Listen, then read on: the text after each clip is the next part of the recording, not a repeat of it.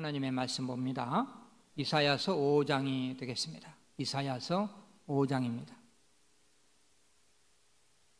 구약 성경으로 972면이 되겠습니다. 구약 성경으로 972면이 되겠습니다. 5장 1절부터 3절까지인데 1절을 제가 읽습니다. 나는 내가 사랑하는 자를 위하여 노래하되 내가 사랑하는 자의 포도원을 노래하리라. 내가 사랑하는 자에게 포도원이 있으며 심히 기름진 사내로다.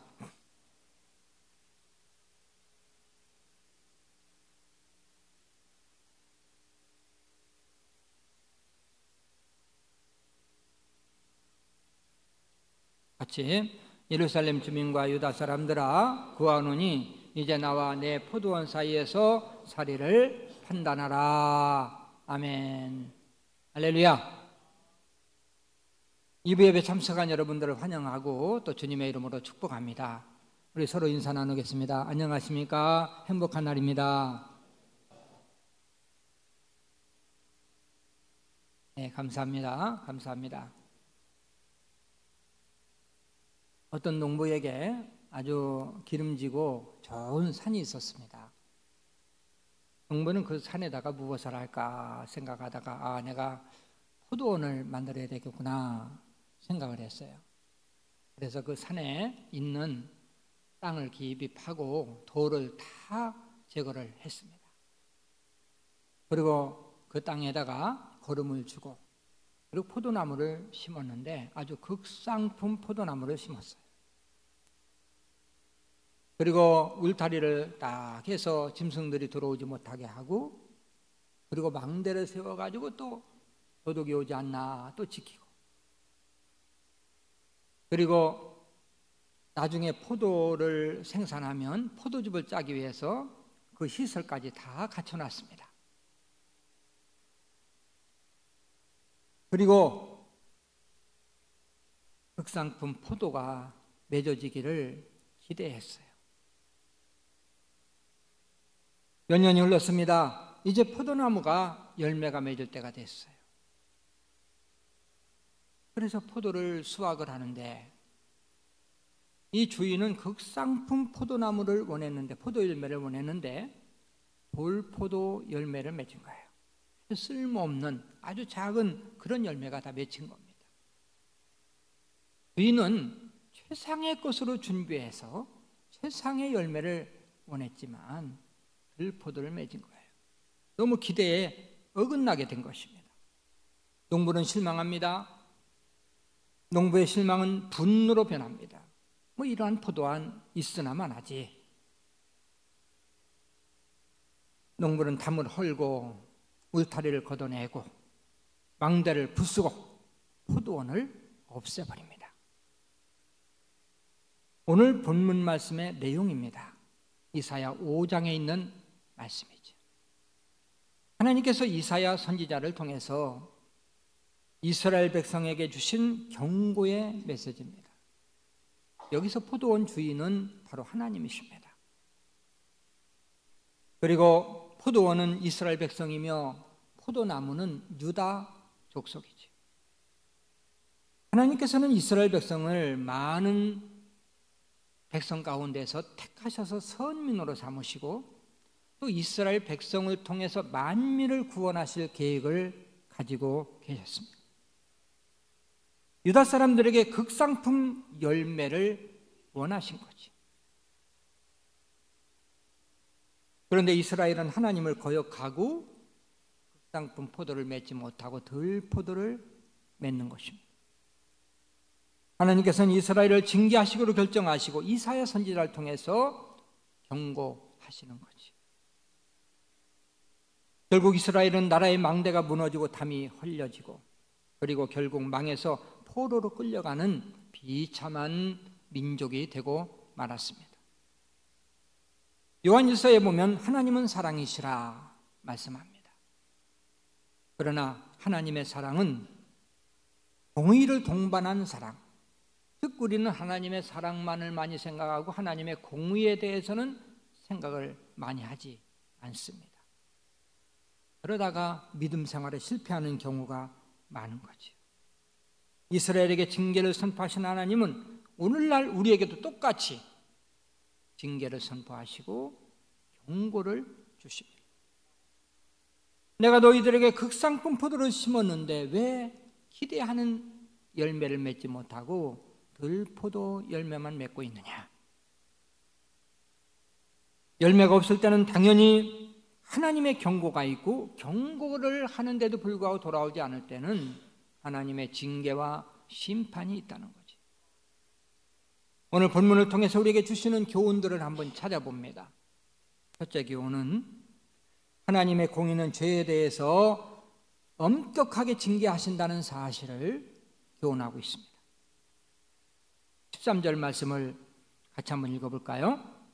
그러므로 내 백성이 무지함으로 말미암아 사로잡힐 것이요 그들의 귀한 자는 굶주릴 것이요 무리는 목마를 것이라. 아멘.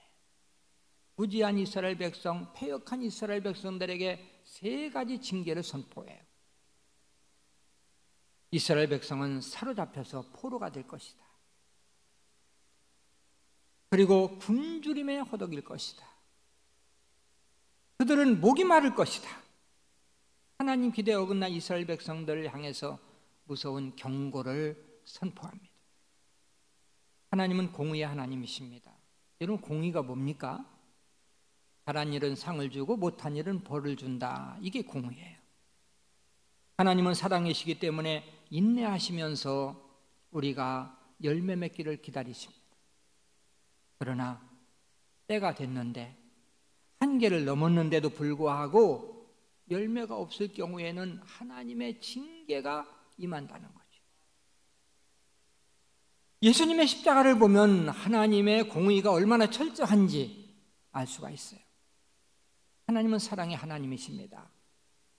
그러면 선악과, 즉 에덴 동산에서 아담이 선악과를 따먹었을 때 그냥 용서하면 돼요. 예수님이 이 세상에 오셔서 십자가 지실 필요도 없어요. 다 용서하면 되니까.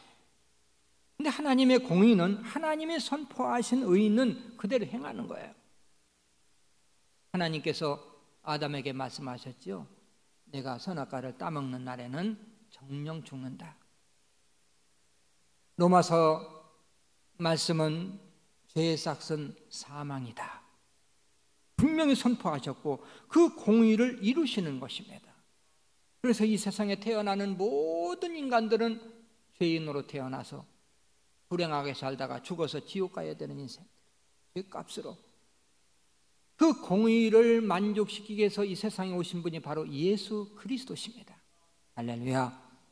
그분은 하나님의 공의를 만족시키기 위해서 우리 대신 십자가를 지시고 우리 대신 고통당하시고 우리 대신 죽어주심으로 하나님의 공의를 만족시키고 그리고 우리를 죄에서 구원해 주셨습니다.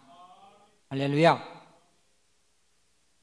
두 번째, 하나님은 징계하기 전에 먼저 경고를 하신다는 교훈을 우리에게 주죠. 이스라엘 백성들은 선지자들부터 수없이 경고를 들어요. 이스라엘이 망하기 전에, 포로로 끌려가기 전에, 망대가 허물어지기 전에 얼마나 경고를 많이 했는지 모릅니다. 예레미야는 눈물의 선지자예요. 울면서 이스라엘 백성들에게 돌아오라고, 돌아오지 않으면 망한다고. 예레미야 선지자는 예레미야 애가 슬픈 노래를 통해서 예언을 하고 경고했지만 돌아오지 않습니다. 이사야 선지자는 땅을 치며 하늘과 땅에 호소를 합니다. 하늘이여 들으라, 땅이여 귀를 기울이라. 이사야서 1장 2절부터 4절 말씀이죠. 이사야 선지자가 얼마나 간절한 마음으로, 애타는 마음으로 이스라엘 백성들을 권면하고 있는지 2절부터 4절까지 교독에서 있습니다. 2절 제가 읽죠. 하늘이여 들으라, 땅이여 귀를 기울이라.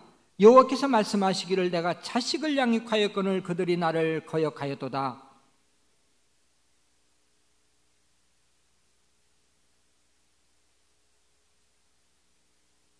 같이 슬프다 범죄한 나라요 허물진 백성이요 행악의 종자요 행위가 부패한 자식이로다. 그들이 여호와를 버리며 이스라엘의 거룩한 일을 만홀히 여겨 멀리하고 물러갔도다. 슬픈 탄식의 노래를 합니다.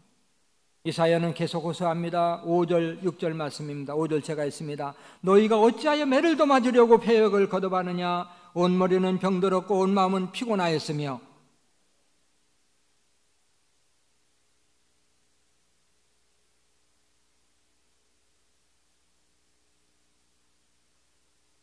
아멘.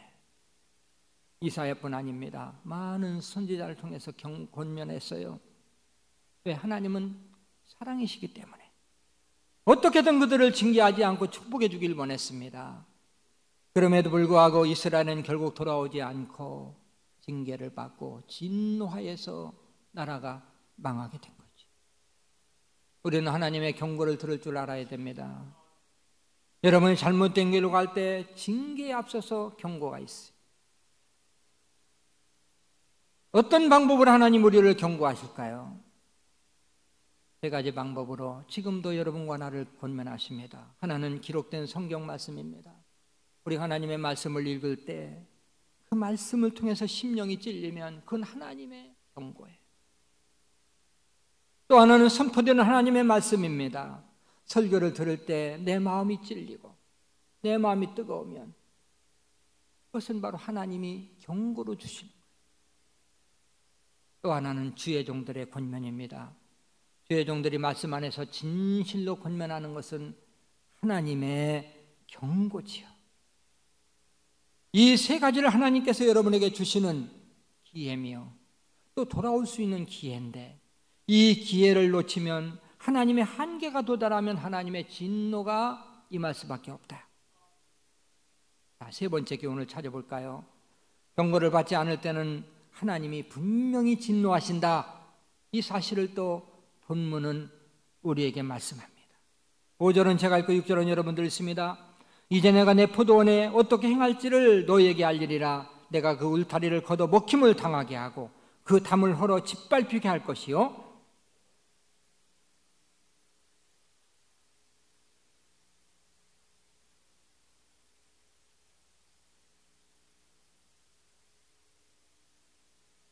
아멘. 아무리 권면해도 돌아오지 않는 이스라엘 백성들을 향해서 징계를 선포합니다. 그 첫 번째 징계가 땅에 대한 징계예요. 야, 땅을 저주하겠다. 내가 그것으로 황폐케 하리니. 어떻게 하리니? 황폐케 한다. 이스라엘 팔레스타인 땅은 젖과 꿀이 흐르는 땅입니다. 그런데 그 젖과 꿀이 흐르는 땅을, 축복으로 이스라엘에게 주신 땅을 내가 황폐하게 만들어 버리겠다. 다시는 포도 농사를 지을 수 없는 땅으로 만들어 버리겠다. 이런 뜻이죠. 지금 이스라엘 땅은, 가나안 땅은 젖과 꿀이 흐르는 땅이었습니다. 가나안의 정탐꾼들이 가서 정탐을 하고 돌아와서 보고할 때 정말 가나안 땅은 기름진 땅이고 좋은 땅입니다. 포도가 송이가 에스겔 골짜기에서 포도송이를 메고 나오는데 양쪽에다 메고 나올 정도의 큰 포도송이, 얼마나 땅이 기름진지 이렇게 보고를 했습니다. 그런데 현재는 어떻습니까? 그 팔레스타인 땅은요, 기름진 땅이 아니라 저주받은 땅이에요. 여러분이 앞으로 성지순례 가보면 알 수 있지만 가나안 땅은 메마르고 황량한 땅입니다. 산이나 들이나 나무가 하나도 없어요. 다 대머리예요. 네, 거기는 4월부터 10월까지 약 8개월 동안 비가 한 방울도 안 옵니다. 절대 안 옵니다. 10월 달 들어서 11월 달 들어서야 조금씩 비가 오기 시작하고, 그때 좀 나무, 이 푸른 그러한 풀들이 좀 자라나서 꽃이 피고, 그리고 나서는 절대 자랄 수 없는 그런 땅이에요. 가나안 땅이 그 기름진 땅이 5절에서 이사야가 선포한 것처럼 내가 구름을 명하여 그 위에 비를 내리지 말라 하리라. 우리 하나님이 비를 막으시니까 비가 내릴 수가 없고 땅이 그렇게 황폐한 땅이 되어버리고 만 거예요. 하나님의 징계가 얼마나 철저한가를 보여줍니다. 이스라엘은 땅만 저주받은 게 아닙니다. 백성들도 징계를 받지요. 하나님께서는 이스라엘 백성들에게 마음 놓고 예배할 수 있는 성전을 주시고 예배 공간을 주시고 마음 놓고 하나님을 위해서 헌신하고 봉사할 수 있게 하십니다. 그런데 그들은 불순종하고 섬기라는 하나님은 섬기지 아니하고 우상을 섬기고 또 예배는 형식이고 마음은 하나님을 떠나 있고 마침내 하나님의 진노가 그들에게 미쳐요. 이스라엘은 망대가 허물어지고 나라가 망하고 그리고 백성은 포로로 끌려갑니다. 이방 땅에서 고통을 당합니다. 이제는 성전에 가고 싶어도 못 갑니다. 봉사하고 싶어도 못 합니다. 우리에게 도전이 되지요. 하나님께서 우리에게 믿음 생활 잘할 수 있는 환경을 주셨어요. 이러한 환경을 주실 때 우리가 잘해야 되는 거죠. 예배 참석도 환경 주실 때 열심히 해야 되고 봉사도 환경을 주실 때 해야 되고 물질 봉사도 하나님이 주실 때 해야 되는 것입니다. 하나님의 기대에 어긋나면 하나님이 뺏어갈 수가 있다. 우리 하나님께서 우리의 물질도 건강도 시간도 다 뺏어가시면 그때는 하고 싶어도 못한다는 거지. 많은 분들이 하나님께서 기회를 주실 때 못한 것을 후회합니다. 그래, 하나님이 이렇게 마음껏 참여하려고 생각만 한다면 얼마든지 참여할 수 있는 예배를 내가 이제는 도저히 환경이 안 돼. 하나님이 그 환경을 뺏어가셨어. 내가 건강할 때 봉사해야 되는데 내가 물질이 있을 때 헌신해야 되는데 이제는 하고 싶어도 못해. 하나님이 다 걷어가셨어. 전에도 한번 간증드린 이야기입니다마는 미국에서 있었던 일입니다. 성실하게 믿음 생활하던 청년이 있었어요. 교일학교 교사도 하고 또 찬양대도 하고 또 청년회에서도 활동하고 아주 믿음 생활을 이쁘게 잘했습니다. 그러다가 회사를 다니다가 사업을 시작했습니다. 공장을 하나 조그맣게 이렇게 만들어서 시작했는데 아주 사업이 잘 되기 시작합니다. 사업이 막 번창하는데 나중에는 공장을 하나 짓고 또 하나 짓고 그래서 공장을 7개나 졌어요. 하나님이 물질의 복을 주셔서 그 교회에서 11조를 가장 많이 하는 청년이 됐습니다. 전 교인 중에서 가장 많이 해, 청년인데도. 문제는 믿음입니다. 너무 바쁘다 보니까 내가 도저히 바빠서 봉사하는 것은 좀 놔야 되겠습니다. 주의를 지키죠. 주의를 지키고 철저하게 11조 했어요. 그러다가 이제 주의를 빼먹기 시작합니다. 너무너무 바쁘니까요. 뭐 여기도 봐야 되고 저기도 봐야 되니까 주의를 차츰 빠지기 시작하면서 주의를 완전히 나오지를 못하고 그리고 11조만 꼬박꼬박 했어요. 그래, 내가 11조로 복을 받았으니까 복을 또 하나님이 주시니까 해야지. 그 목사님들이 아무리 찾아가서 권면해도 안 나오고 2, 3년의 세월이 흘렀습니다. 담임 목사님이 찾아갔어요. 만나서 권면합니다. 성도님, 믿는 자로서 교회 주의를 지켜야지요. 몇 년 동안이나 교회를 안 나오셨는데 하나님께서 경고하시고 하나님께서 권면하실 때 돌아와야 됩니다. 성도가 말합니다. 목사님, 내가 출석하고 싶지만요 너무 바쁩니다. 공장이 막 여러 개다 보니까 여기도 다니고 저기도 다니고 그러다 보니까 그러나 내가 11조만은 또박또박 하겠습니다. 성도님, 하나님께서 축복하시는데 이럴 때일수록 열심히 해야지요. 회사가 좀 손해가 돼도 좀 지장이 있어도 하나님 앞에 먼저 나와서 하셔야지. 성도님은 끝까지 듣지 않습니다. 주일날 교회 나가는 것은 불가능합니다. 목사님, 제가 11조만 꼬박꼬박 하지요. 목사님이 마지막에 그러면 같이 기도합시다. 기도를 합니다. 하나님께서 성도님 축복하셔서 회사를 확정시켜 주시고 물질적으로 큰 복을 주셨습니다. 그러나 공장 7개가 되다 보니까 너무 바빠서 주일날 예배를 드리지 못합니다. 저희 앞으로 성도님 주일을 잘 지킬 수 있도록 도와주옵소서. 성도님 공장이 7개나 돼서 너무너무 바쁘니까 6개는 불타서 없어지게 하시고 하나만 공장이 돌아가게 하셔서 주의를 잘 지키도록 인도해 주옵소서. 예수님의 이름으로 기도합니다. 그러니까 청년이 방방 뜹니다. 목사님, 어떻게 해서 그런 기도를 할 수가 있습니까? 그 기도 취소하지 않으면 내가 11조도 안 하겠습니다. 사실 그 교회는 재정의 많은 부분을 그 청년의 11조로 감당하고 있었어요. 그러나 목사님은 취소하지 않습니다. 그 성도에게 권면합니다. 성도님, 하나님께서는 물질보다 성도님 자신을 원하십니다.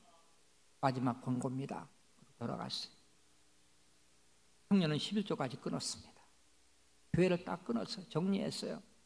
그리고 세상으로 나가기 시작합니다. 3, 4년 동안은 잘 나갔어요. 그러다가 저의 이 회사에 큰 일이 있고 부도가 나게 돼가지고 빚을 많이 떠안고 그리고 문을 닫게 됐어요.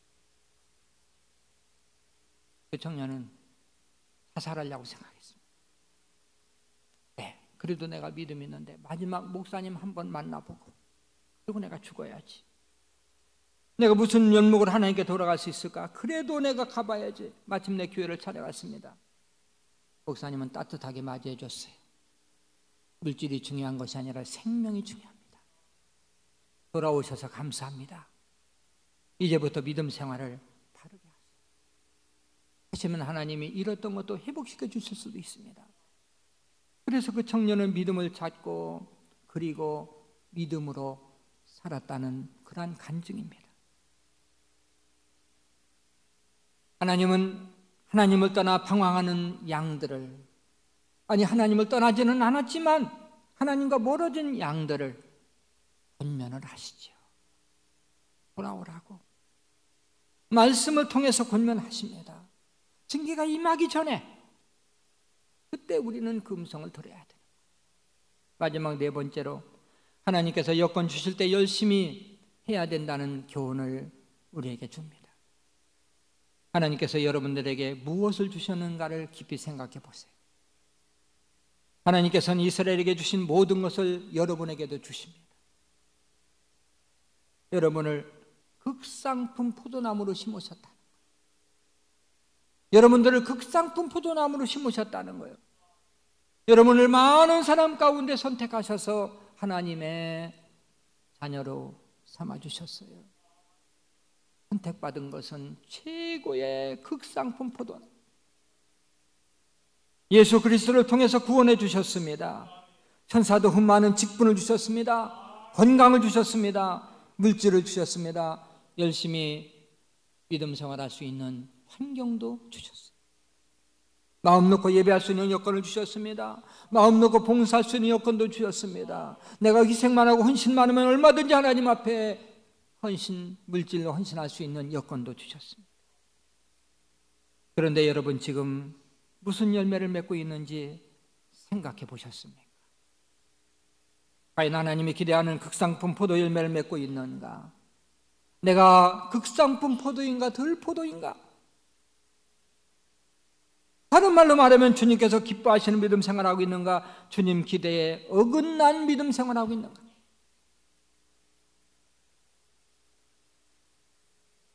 제가 알고 있는 한 분이 몇 년 전에 소천하셨어요. 돌아가셨어. 50대 초반에. 그분은 젊었을 때 아주 믿음 생활 열심히 하고 봉사도 참 잘하셨는데 장사를 시작했는데 이 장사가 아주 잘 됐습니다. 믿음으로 시작했고 성소주일 11조 철저히 하고 하나님이 복을 주셔서 정말 식당이 문전성세를 이뤘어요. 너무 바쁘다 보니까 주일을 한두 번 빠지기 시작하고 또 주일날 한 번 문 닫으면 얼마나 또 많이 매상이 줄어드니까 주일날도 문을 열고 그리고 나중에는 또 매출이 많아지다 보니까요 11조가 더 많아지잖아요. 욕심이 나니까 11조도 안 하고 교회를 끊었어요. 그렇게 신방을 가서 권면하는데도 듣지 않습니다. 몇 년이라는 세월이 흐릅니다. 그런데 그 집사님은 너무 바쁘니까 몸이 아픈데도 소화가 잘 안 되는데도 소화제만 먹고 그리고 병원을 못 갔어요. 너무 통증이 심하니까 병원을 갔는데 부위암 말기야. 그랬는데 도저히 이건 치료가 안 돼. 그래가지고 얼마 있다가 세상을 떠났어. 하나님, 나 한 번만 살려주시면 내가 정말 열심히 하죠. 내가 믿음으로 살겠습니다. 저도 역시 살려만 주시면 더 믿음으로 살 텐데. 그런데도 하나님이 데려가셨어요. 하나님의 진노가 임한 거지요. 이스라엘 백성들이 하나님의 진노가 임할 때 그때는 이미 늦었고 나라가 다 망가지고 포로로 끌려간 거죠. 하나님께서는 진노가 임하기 전에 충분히 권고하지요. 목사님을 통해서도 권고하고 말씀을 통해서도 권고하고 교원장, 부처원장을 통해서도 목자를 통해서도 특히 신앙 양심을 통해서 권면합니다. 그런데도 끝까지 돌아오지 않습니다. 하나님의 공의는 한 번 진노가 임하면 무섭지. 한계점에 도달하기 전에 여러분들은 여러분 자신을 살펴야 돼요. 내가 하나님이 기대하시는 극상품 포도 아니면 기대에 어그러진 들포도인가? 이제 말씀을 마무리하지요. 어떤 사람이 과수원에다가 무화과를 심었습니다. 무화과나무를 심어놓고 과수원지기에게 잘 키우라고 하고 주인은 떠났어요. 그런데 몇 년이 지났습니다. 주인은 이제는 무화과나무가 열매가 많이 맺었겠구나 생각하고 과수원에 왔어요. 보니까 얼마나 나무가 무성하게 잘 자랐는지. 근데 가보니까 열매가 아무도 없어. 아무것도 없어. 잎만 무성해. 나무만 무성해. 과수원지기에게 말합니다. 아니 어떻게 이럴 수가 있냐? 어떻게 열매가 하나도 없냐? 과수원지기가 주인님 1년만 기다리시면 내가 꼭 좋은 열매를 맺게 하겠습니다. 1년 후에 왔습니다. 역시 열매가 없어요. 진노합니다. 내가 이 무화과나무를 다 베버리겠다. 이 잎만 무성한 무화과나무가 무슨 소용이냐? 다 없애버리자. 그러나 과수원지기가 주인님 1년만 좀 더 참아주시면 내가 꼭 열매를 맺도록 하겠습니다. 그때 가서 잘라버려도 됩니다. 누가복음 13장에 나오는 예수님의 비유의 말씀입니다. 여기서 주인은 하나님입니다. 관리자는 예수님이며 목회자라고 할 수 있겠지요. 무화과나무는 바로 여러분과 나게 되겠지. 주이신 하나님은 열매를 원합니다. 그런데도 열매가 없을 때 존재 가치가 없는 거지. 하나님께서 열매 맺지 못하는 성도를 향해서 진노합니다. 그러나 하나님은 하나님 우편에서 하나님 저 성도를 위해서 내가 십자가를 졌습니다. 저 성도 조금만 좀 참아주세요. 기다려주세요. 그러면 열매를 맺을 수 있습니다. 목회자도 성도를 위해서 기도할 때 하나님 그 성도 좀 참아주세요. 그 집사님 좀 참아주세요. 조금만 참으면 열매를 맺게 하겠습니다.